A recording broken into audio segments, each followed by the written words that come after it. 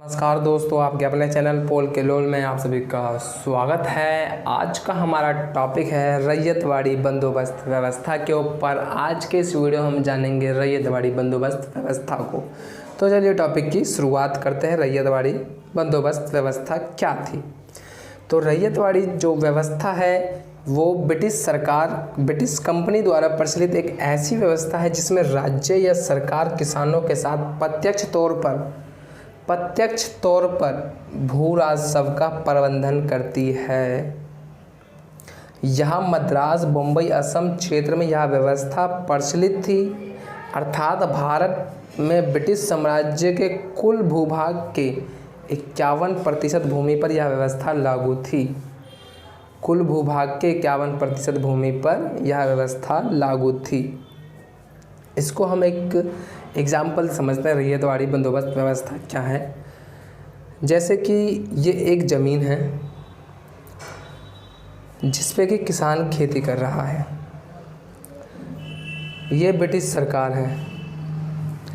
रैयतवाड़ी बंदोबस्त व्यवस्था में ब्रिटिश सरकार ने मालिकाना हक जो है वो किसान को दे दिया, यानी इस ज़मीन का जो मालिक है वो किसान हो गया। बदले में जो ब्रिटिश सरकार ने लिया वो लिया कर, टैक्स लिया। और टैक्स लिया किस पे? किसानों के साथ इस व्यवस्था के अंतर्गत प्रत्यक्ष रूप से जुड़ाव हुआ। सीधा वो मालिक बना किसान, और मालिक से सीधा गया यहाँ पे ब्रिटिश सरकार के पास। और यह व्यवस्था इतनी ज़्यादा प्रचलित थी कि भारत में ब्रिटिश साम्राज्य के कुल भूभाग का 51% उस पे इसी का दबदबा था। आगे बढ़ते हैं। अंग्रेजों द्वारा भारत में भू राजस्व वसूली हेतु लागू की गई इस व्यवस्था का जन्मदाता टॉमस मुनरो व कैप्टन रीड को माना जाता है कि इन्हीं दोनों ने, कैप्टन रीड और टॉमस मुनरो के द्वारा यह व्यवस्था लागू करी गई थी।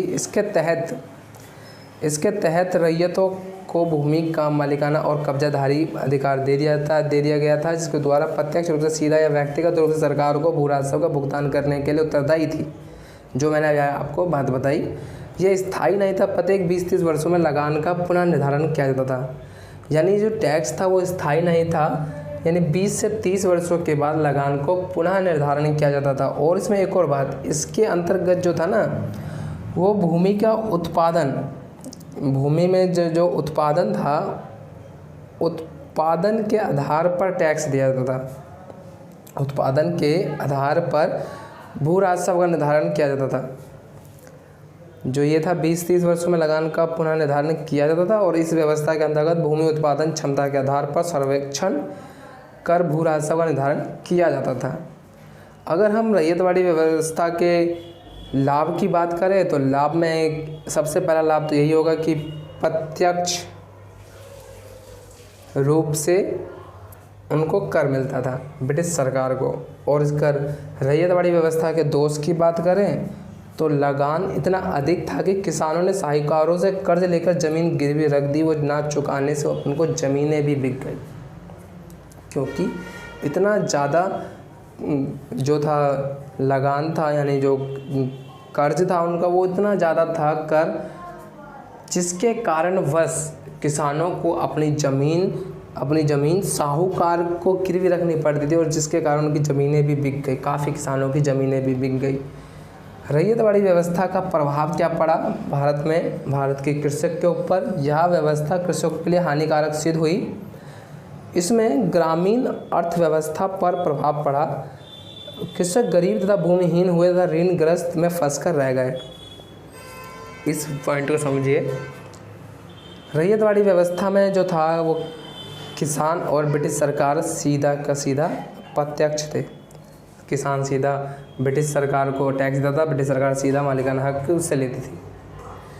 तो इसमें जो ब्रिटिश सरकार के द्वारा जो कर लगाया गया था ना, कर वो अत्यधिक था, जो कि किसान देने में सक्षम नहीं थे, जिसके कारणवश किसान देने में सक्षम नहीं थे। और इसी के कारण भारत के कृषक का हालात बद से बदतर होता चला गया और रैयतवाड़ी व्यवस्था भारत के लिए एक ऐसी व्यवस्था बनी कि जो काफ़ी दर्द छोड़ के गई कृषि में के लिए, जो कि व्यवस्था सिर्फ ब्रिटिशकारियों के लिए हितकारी हुई, भारतीयों के लिए कोई भी हित नहीं हुआ।